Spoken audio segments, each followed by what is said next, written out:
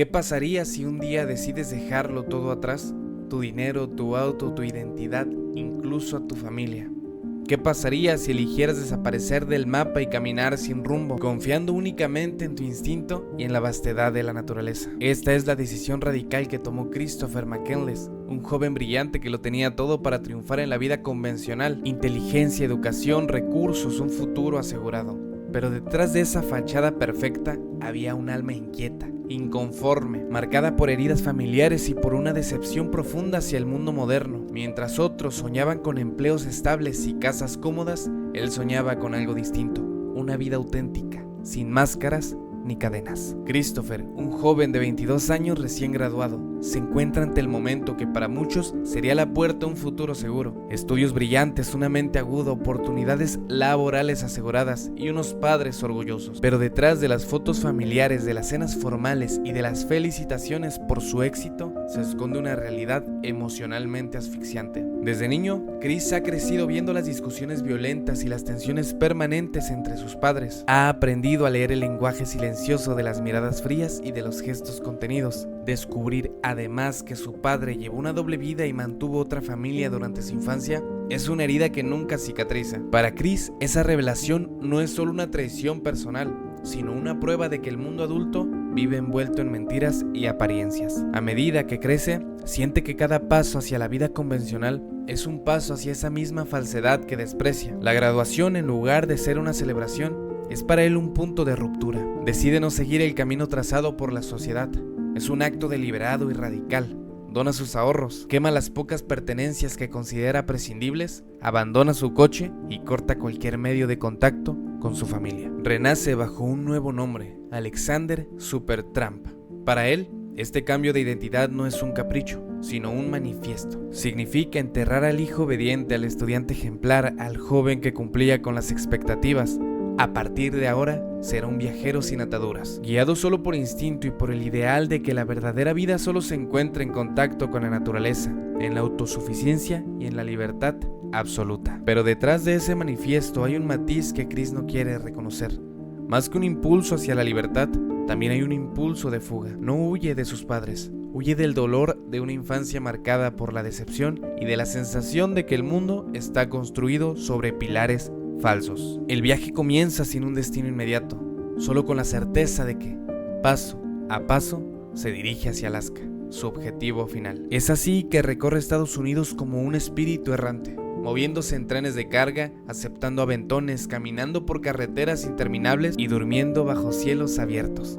No lleva más que lo indispensable: ropa ligera, un par de libros, un cuaderno para escribir sus pensamientos y una voluntad inquebrantable. En Arizona, un encuentro fortuito con Jan y Rainey, una pareja de hippies que viven en una caravana, le ofrece un momento de calidez humana. Ven en él una chispa de su propia juventud, un idealismo que ellos ya han visto apegarse en otros. Con ellos conversa sobre amor, sobre el desapego material y sobre la soledad voluntaria. En su compañía, Chris experimenta algo contradictorio.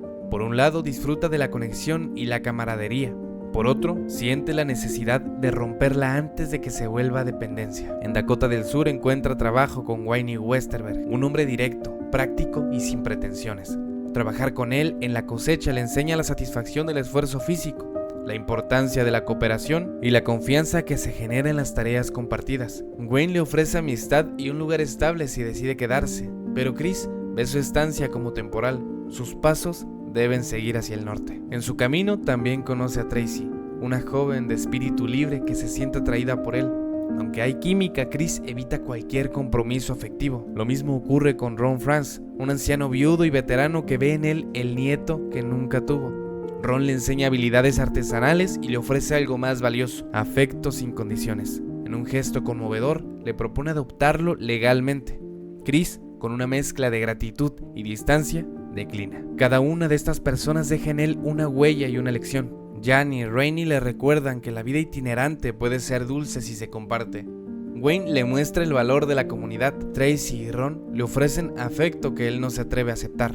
Sin embargo, el patrón se repite. Cada vez que surge un vínculo profundo, Chris se aleja.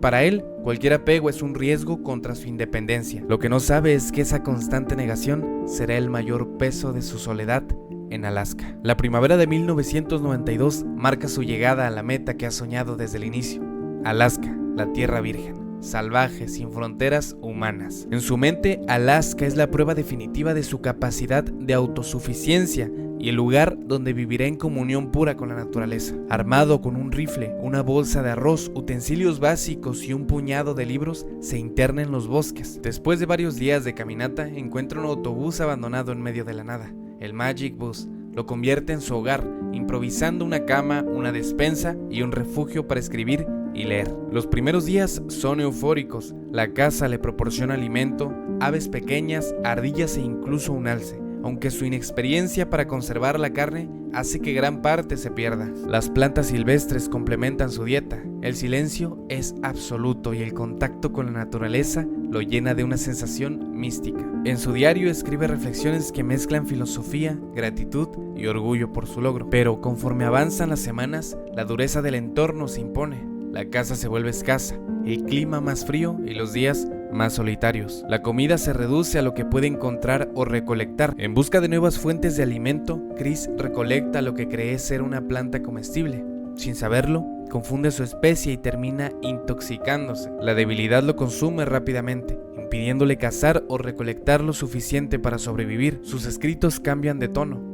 Dejan de ser notas de un viajero entusiasmado y se convierten en confesiones de un hombre que empieza a aceptar su final. Es en esos días, cuando debilitado y atrapado, anota una frase que será su legado más recordado: la felicidad solo es real cuando es compartida. No es una renuncia a sus ideales, sino una revelación.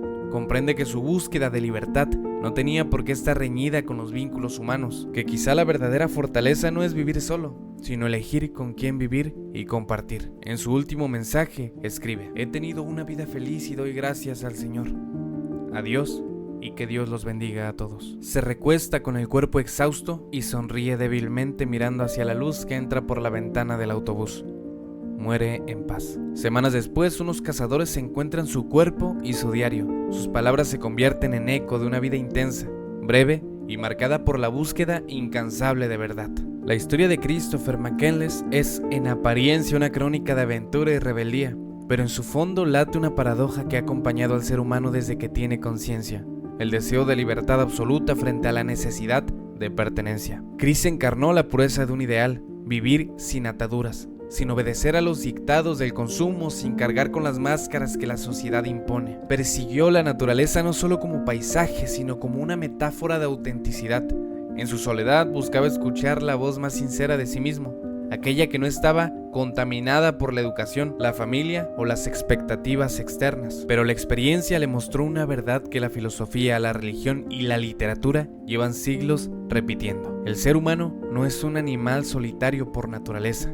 Podemos buscar silencio, pero no estamos hechos para vivir en él para siempre. Podemos renunciar al contacto, pero tarde o temprano el corazón reclama otro corazón. La libertad sin amor se convierte en un desierto tan vasto como el de Alaska en invierno. Su última frase, la felicidad solo es real cuando es compartida, es el resultado de un viaje que comenzó como huida y terminó como regreso. No físico, sino espiritual. No se trata de vivir sometido a los demás, sino de reconocer que nuestra existencia cobra sentido en el intercambio, en el gesto de dar y recibir, en las miradas que nos reconocen, en las manos que nos sostienen. En lo salvaje es un recordatorio de que la verdad no se encuentra en huir del mundo, sino en aprender a habitarlo sin perder el alma. Chris murió libre, pero también reconciliado con algo que quizá nunca quiso aceptar: que la auténtica plenitud no está solo en conquistar la montaña más alta o el bosque más salvaje, sino en volver de ellos con alguien a quien contárselo.